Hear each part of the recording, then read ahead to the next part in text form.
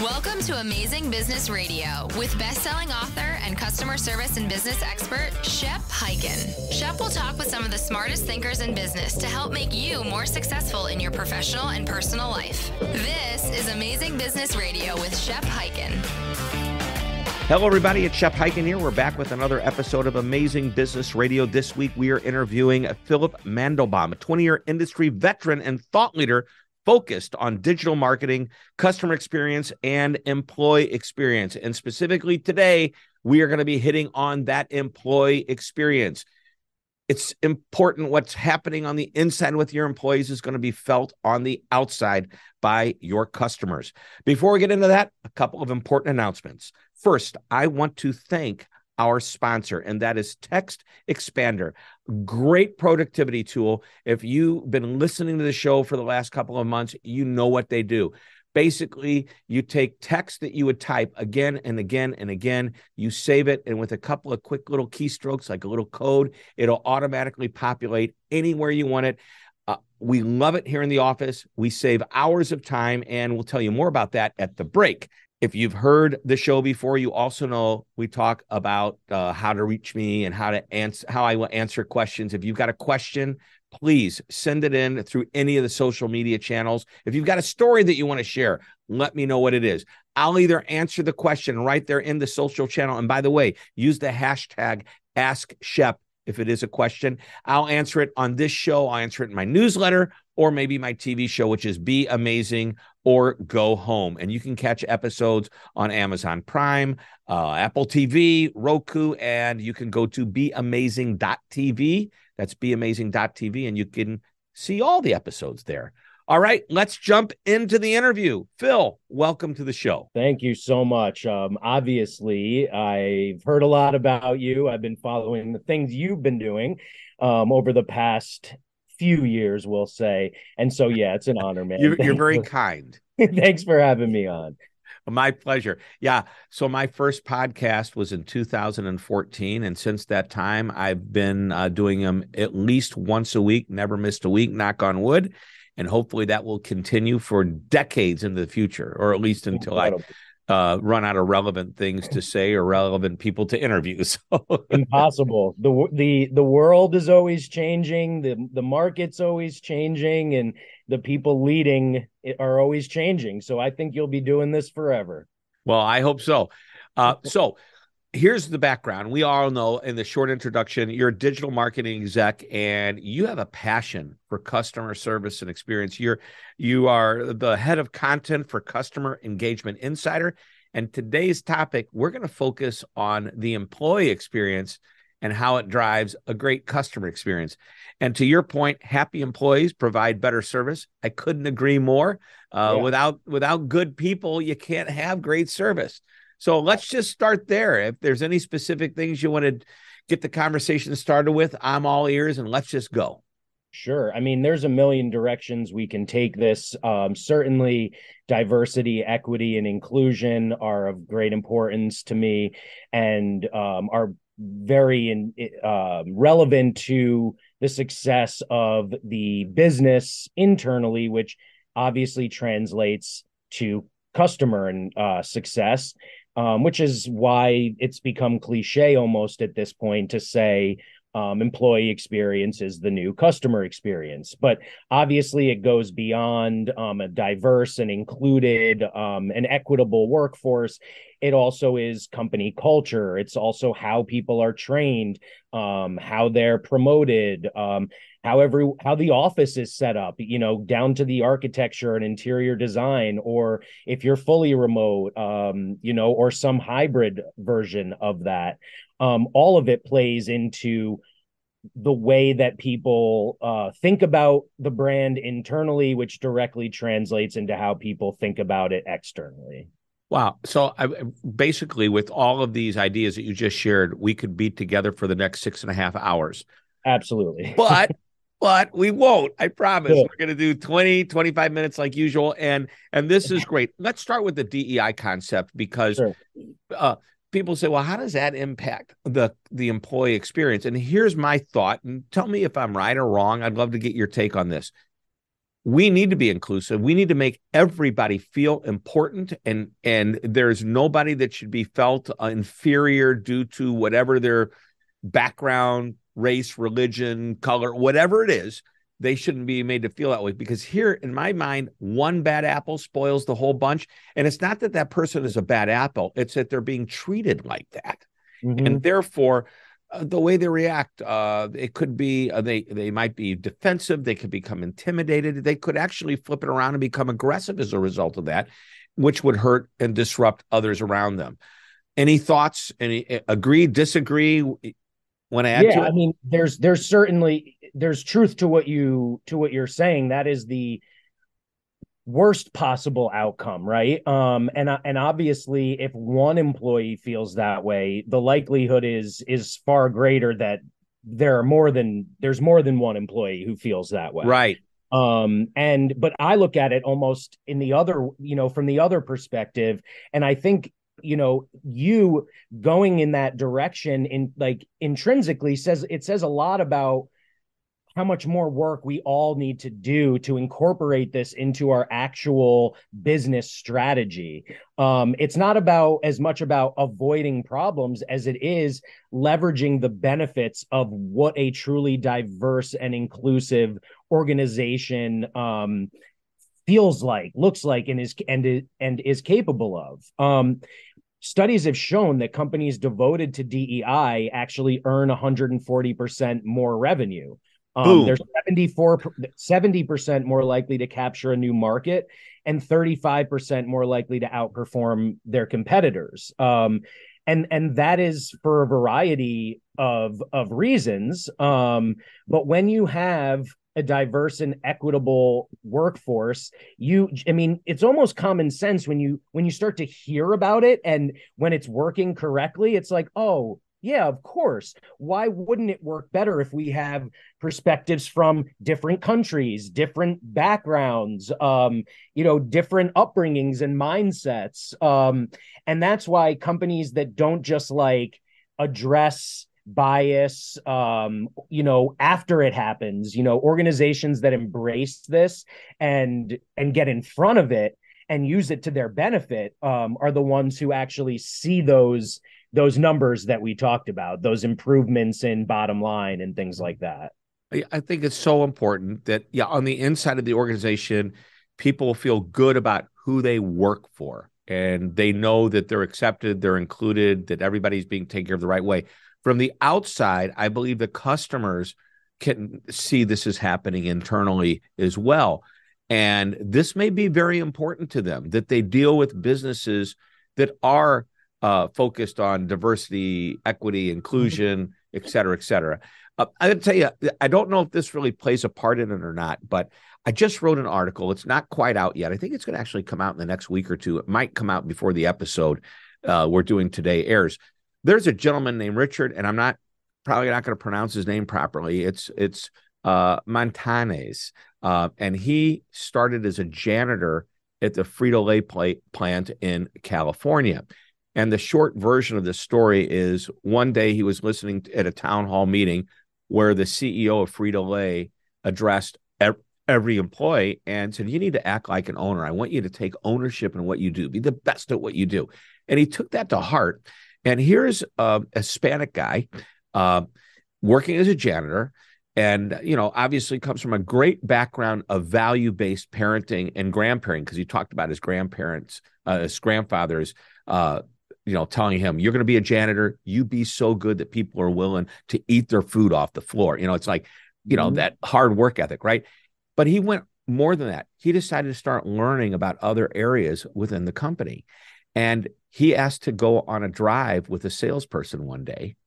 And in the drive, he noticed that Frito-Lay's had Fritos and Cheetos and whatever their, snacks are.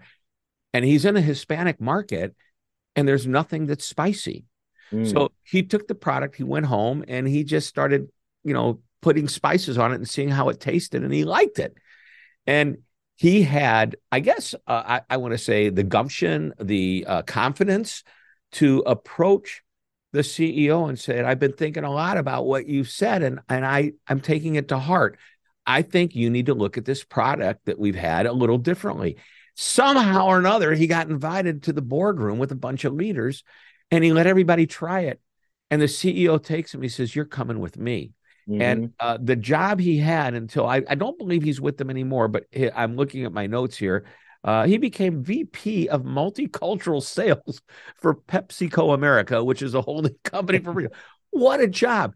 And here's what they did. They embraced his uniqueness, his diversity, his ethnicity, and they exploited it for good. I mean, isn't that a great story?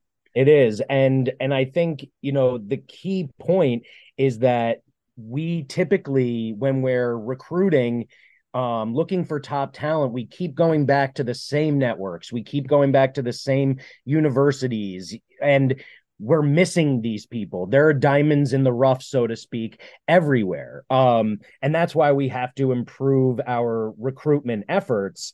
But it goes beyond that too, because once that's where you get diversity, by figuring out a better way to recruit top talent from various populations.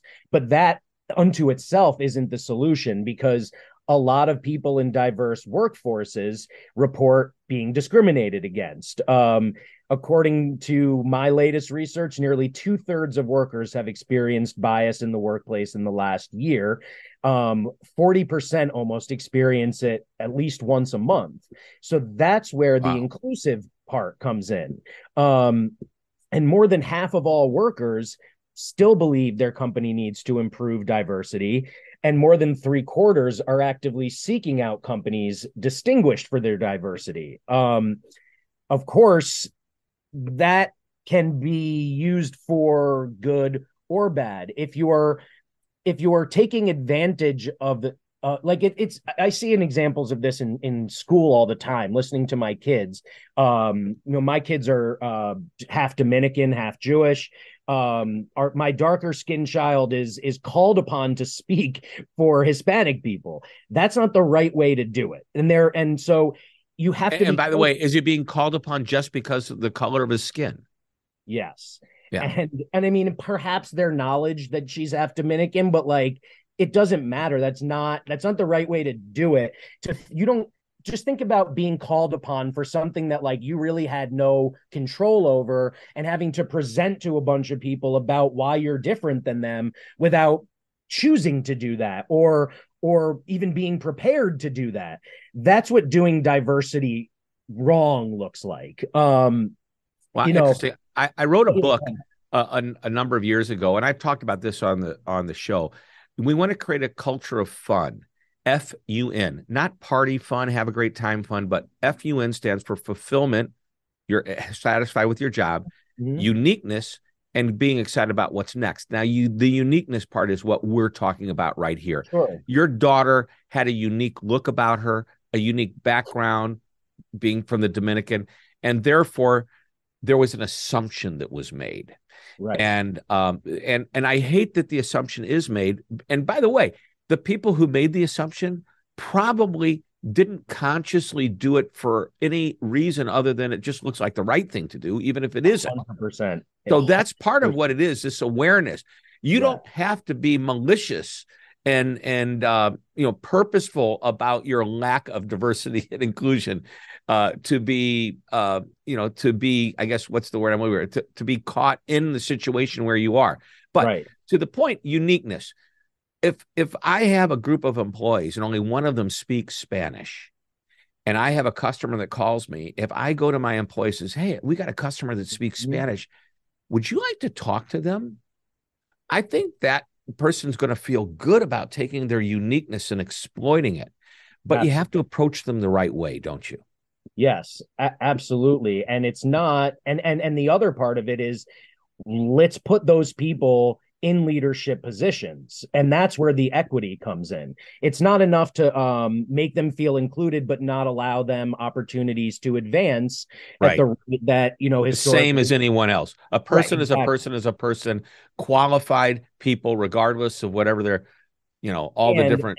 And I hate, but, I don't mean to correct you, of course, but there, for the sake of clarity, there is a difference between equality and equity. What you're talking about is more equality, where everyone should be equal, irrespective of their backgrounds. And fundamentally, we should all be able to agree with that, right? Like that makes sense.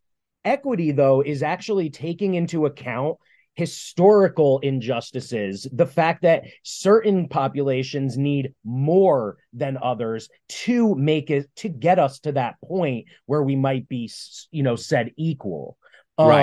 And so it's actually going out of your way to improve how you, move certain populations up through the organization. And the proof is in the pudding in that story that you told. Because when you're not looking... Actually, it's in the Cheetos, not the pudding. Exactly. The proof is in the spicy Cheetos, which my daughters love. Shockingly, right? It took someone who knew that population to deliver that for that brand. Yep. Love it. Hey, let's take a quick break. And when we come back, I don't know if you know it or not, but Herb Kelleher, the CEO of Southwest Airlines many years ago, the first CEO, he had a line that I want to share with you that I think sets up the idea for happy employees engaging better with customers. We're going to take a short break. We're talking with Phil Mandelbaum, and he is a 20-year veteran in the space of digital marketing, but obviously a passion for taking care of employees the right way. Don't go away. We'll be right back. Let's talk about Text Expander, a tool that allows your team to eliminate repetitive typing with just a few keystrokes. Anything you type over and over, such as customer responses, will be at your team's fingertips, so they have the power to do what they do best, just faster. Quickly reply to emails and chats from a library of responses that you create, completing answers to common questions and issues. Your entire team stays on the same page with the same common responses that can be personalized on the fly. And it's simple to use. Type commonly used content into a text expander snippet and give it an abbreviation of just a few letters and symbols. Share the snippet with the team. When you type the abbreviation, it triggers the snippet and the content expands anywhere you type, including email, chat, or social media. It's that easy. Just go to www.textexpander.com to learn more about this amazing and productive tool. Sign up for a year and get 20% off. You're listening to Amazing Business Radio with best-selling author and customer service and business expert, Shep Hyken. We're back on Amazing Business Radio talking with Phil Mandelbaum, and I love this conversation. And actually, what I really appreciate is that I can't say you called me out, but you gave me some clarity on the idea that it's one thing to be thinking that everybody's equal, but in the reality, maybe we need to put a little bit more effort into some people that aren't often seen as equal and give them a chance. I remember during, it was probably during the George Floyd murder, and that's what I'll call it. And I have a friend of mine, and by the way, all the signs and the protests and and they were friendly protests, the Black Lives Matter. And this gentleman, friend of mine, African-American, great friend. By the way, I asked him, do you like to be called Black or African-American? He says, well, I actually am African-American. My family's from Africa. We came here. So but not all Black Americans are. Right. So I asked him that. That's a good thing to do. Most white people are afraid to ask, and that gets you in more trouble making assumptions, right? Yeah. And I think what if you put yourself out there and say, I just don't want to do the wrong thing. But this is what he told me. And it was the greatest example. The Black Lives Matter thing is a perfect example. So I said, I am with a group of people that just are really wacky and they don't get this whole Black Lives Matter thing. Help me out. And he goes, let's put it this way. Let's say there's a neighborhood. So they're saying all lives matter, not just Black lives. He goes, yes. But if you're going into a neighborhood and a house is on fire, and you call the fire department drives by all the houses that aren't burning to put out the fire on the house that is. And right now, the Black lives are like a burning house. The house next to it, which could be, I don't know, a white house or a Hispanic house or, Filipino house, doesn't matter. They're not burning. So you're going to get the attention where it deserves, which is why we're putting the extra effort to your Yeah. point. So that's what's going on in my head as you were saying. So thank you for that clarity. I really appreciate it. All right. I told at the beginning of at the end of the segment, before we went to break, I was going to talk to you about Herb Kelleher. And I want to get back, not so much because this wasn't meant to be a whole DEI thing. And I'm glad we spent a big chunk of it because, frankly, it's extremely important. And it's so important to the culture of an organization. But the original thing we were talking about, or what I thought we were going to talk about, is the employee experience. Right. Herb Kelleher had what he called a conundrum. He was asked, who's more important? Your customers, who are the passengers of the airline. He was CEO of Southwest Airlines. The shareholders, or the employees. And he thought about it for a second, and then he said, the employees. It was that easy. And he didn't know if it was right or wrong until it was later found out he was 100% right, because he said, make the employees happy, and they'll work harder to make the customers, who are the passengers, happy. And when the passengers are happy, they fly again. That's going to make the shareholders and stakeholders very happy. So it turned out not to be a conundrum at all. Yes. I love that. I mean, I think that, the question is slightly misleading because it's asking, which is more important. And I would say fundamentally, it depends on why you're running your business.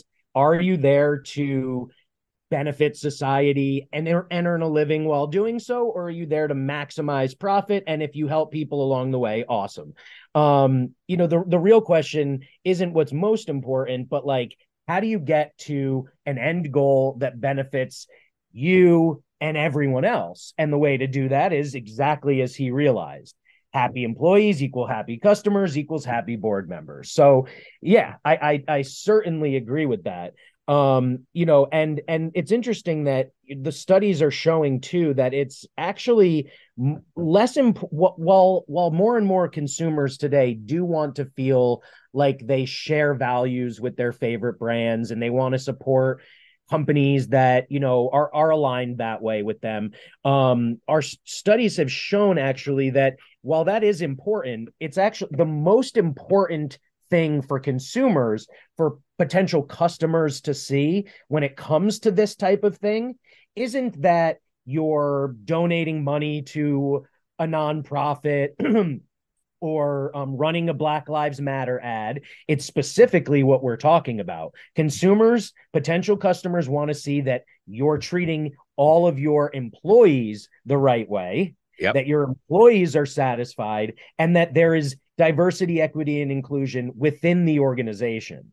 So that I thought is very interesting. It's less about making a big scene and hopping on the latest bandwagon to try to leverage a cause for digital marketing. It's more about customers understand that they're going to have the best experience if the employees also have the best experience. Right. And I believe that customers are drawn to companies that align with their values. Yeah. And the value could be a charitable cause, but at the same time, my daughter, for example, she will not do business with a company, won't buy products from a company that uses slave labor in foreign countries on the other side of the world. And sometimes I think she's misinformed, and sometimes I think she's very informed, but we talk about it. And I think that's her choice to make, and it's good. Yeah. I have some stats and facts from our study that says that 43% of consumers believe it's important for a company to have a social cause that is important to them, the consumer. That's the key. Only 24% say it's not important. But here's the interesting thing. You break it down by generations, and who do you think's more interested in a company that aligns in values? Well, we know it is the generation that is taking over the workforce. Yes. And more important to this conversation, it's the generation that you should be selling to and targeting. They are the fastest growing and largest segment of our population, Gen Z and millennials, sure, but even Gen Alpha now. Yep. Well, Gen Z and millennials each came in neck and neck at 53 and 52%, while baby boomers, 29% care about the cause. And 41% are willing to pay more if the cause is important to them. So price becomes less relevant. Gen Z, 60% of them said that versus only 27% of boomers. And 25% are willing to tolerate a poor service experience as long as that company cares about the same things they do. I mean, that's incredible, really, considering how important the customer experience actually is. They're willing to give you a longer leash, more leeway. Yeah. And I mentioned Gen Alpha only because if anyone's wondering whether this is an important mindset and the most strategic approach now, but maybe it won't be in the near future. No.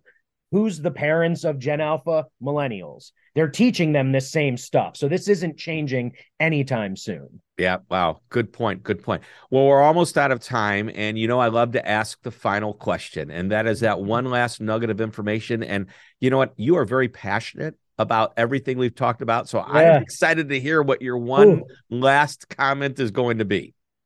Man, I really should have prepared better for this specific part.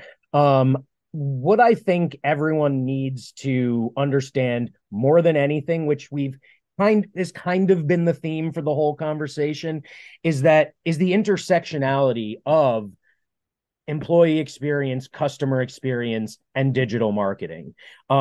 Your digital marketing team is the one, ostensibly showing the world what your business is all about, what your brand is all about. Your customer experience team are the ones making sure that either on the way to becoming a customer or while they're customers, they're getting the service, support, respect and appreciation that they deserve. And the employee experience, which is what we've talked about the whole time, is what's going to dictate the quality of the customer experience and digital marketing that your brand is known for. So you can't look at any of them in isolation. You can't put these in silos. And really, that's why I really embrace this new role at Customer Engagement Insider, because that's the whole point. That's what the focus of the work that I'm doing is now, trying to demonstrate to everyone why you can't just focus on one and not the other or the two other. Yep. In other words, what's happening on the inside of a company in many different areas, but especially employees, is going to be felt on the outside by a customer. Absolutely. All right. Well, Phil, thanks so much for being on the show. Love the conversation today. You're passionate, you're energetic, you're enthusiastic, you're motivated. Love it, love it, love it. This is why we call it Amazing Business Radio. Thank you. Thank you. All right, everybody, that wraps it up. Another episode, another interview, and we will be back next week. And I promise you, we'll have more fun, gain more insight, learn more. And until that time, this is Shep Hyken reminding you to always be amazing.